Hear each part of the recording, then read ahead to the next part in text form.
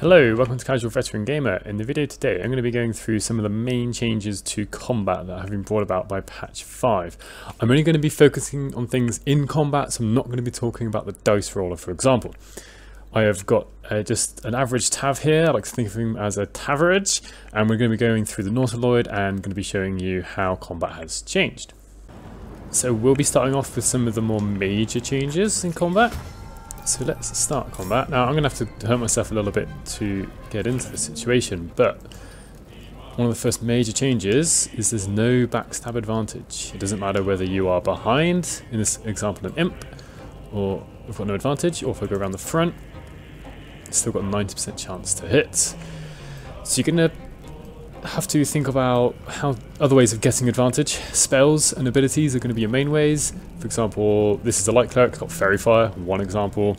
Shadowheart has got at level 2, gets her channel divinity ability, which will give advantage to people within 10 feet of an enemy. But yeah, you're going to have to find your own ways to get advantage now. One thing that hasn't changed is getting a height advantage. Another major change is how you can get away from enemies. Before we had a single jump/disengage button, which was a bonus action. Now jump and disengage have been separated. Jump is a bonus action, disengage is an action. And jumping does provoke opportunity attacks. So I've got Taverage here and I'm going to make him jump away, but as he jumps, or even before he jumps, the imp will take his opportunity attack.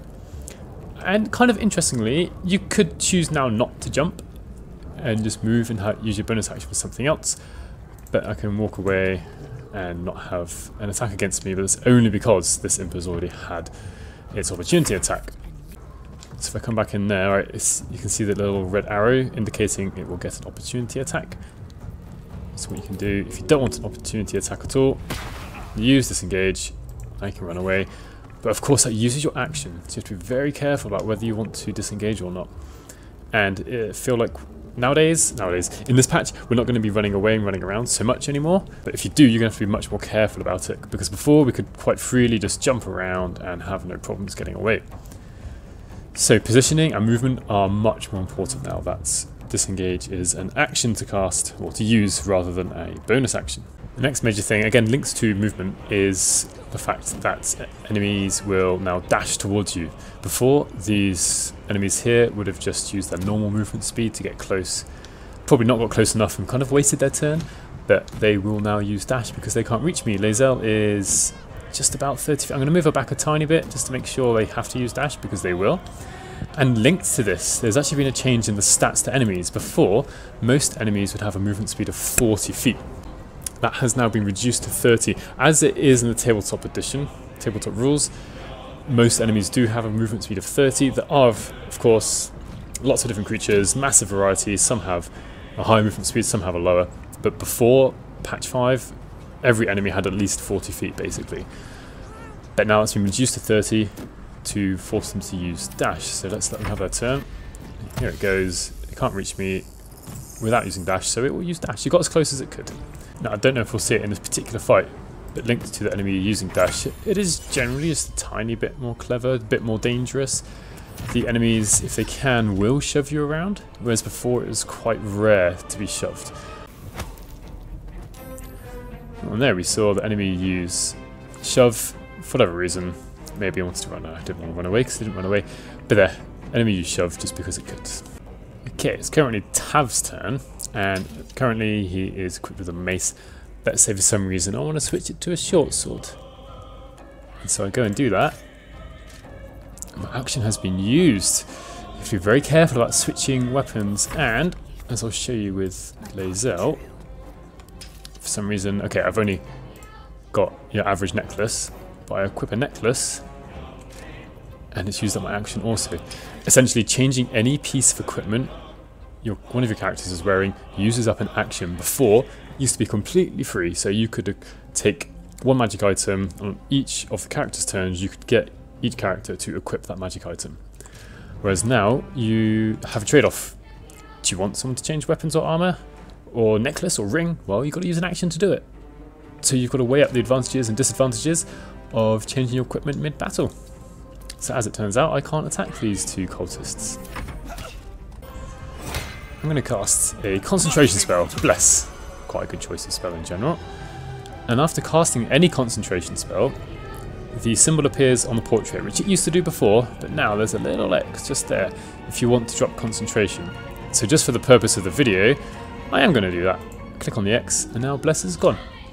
This is mostly useful if you've cast a concentration spell that has some sort of area of effect and could potentially harm some party members or allies, and you want to stop that effect immediately. Just click on the little X. Before in patch 4, the best workaround was to cast another spell that used concentration. Right, the next thing on my list, we've got now a new option. Toggle non-lethal attacks. Before we had, I think it was an action to use knockout, which did 1d4 damage. It was very difficult to knock people out. Whereas now, and kind of lines up with the tabletop edition of D&D, is if you're using a melee weapon attack, you can choose to do non-lethal damage instead. I'm going to try and use Cleave to try it on both at the same time, in the hope that at least one of them, there we are, gets knocked out. And they've now got the condition of knocked out. They are yellow, as in they're not aggressive, they're not going to attack, because they're knocked out. If we examine, knocked out, can't move or act, knocked out characters regain consciousness after a long rest. I have come across a bug myself where I was attacking Lae'zel's captors, the tieflings, and I tried to knock one out on the live stream, knocked the guy out, and it got straight back up. So it's obviously not working perfectly, but most of the time it is working. So if you do want to knock someone out, you can do this instead. For the most part, there isn't really much of a need to do that, yeah, but it can be nice from a role-playing perspective.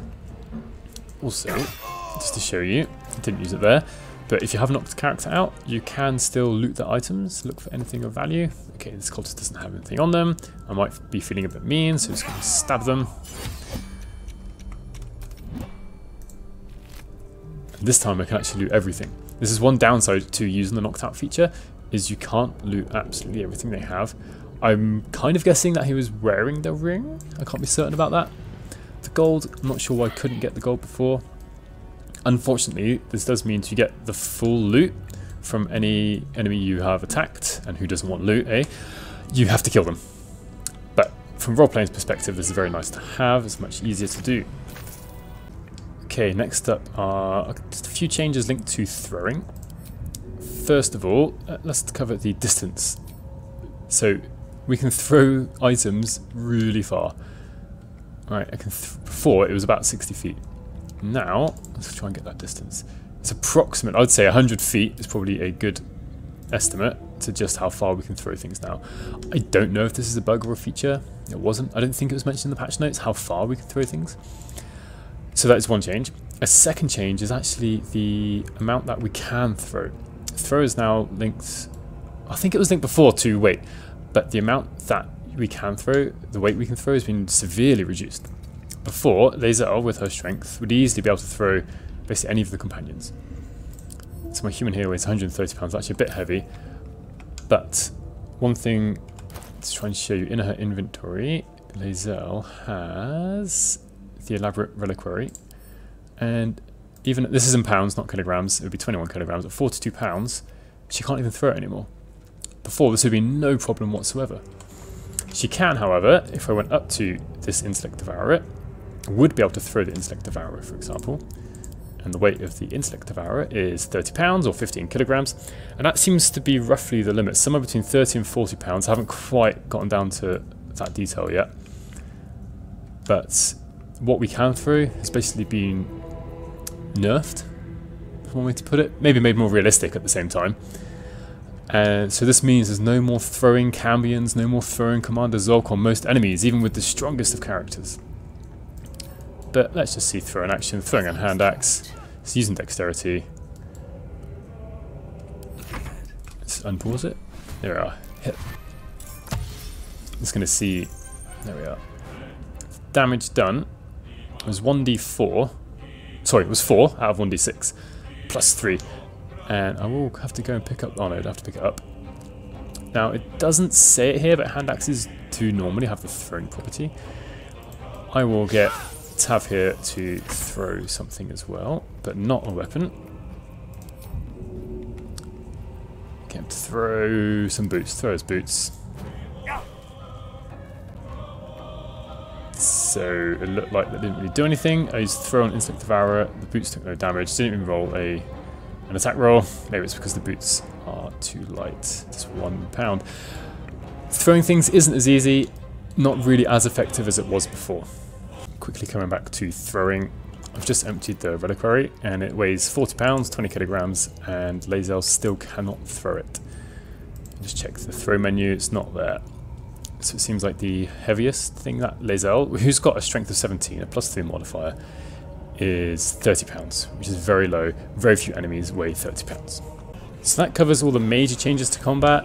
If I haven't mentioned something, it's probably because it hasn't really changed a huge amount.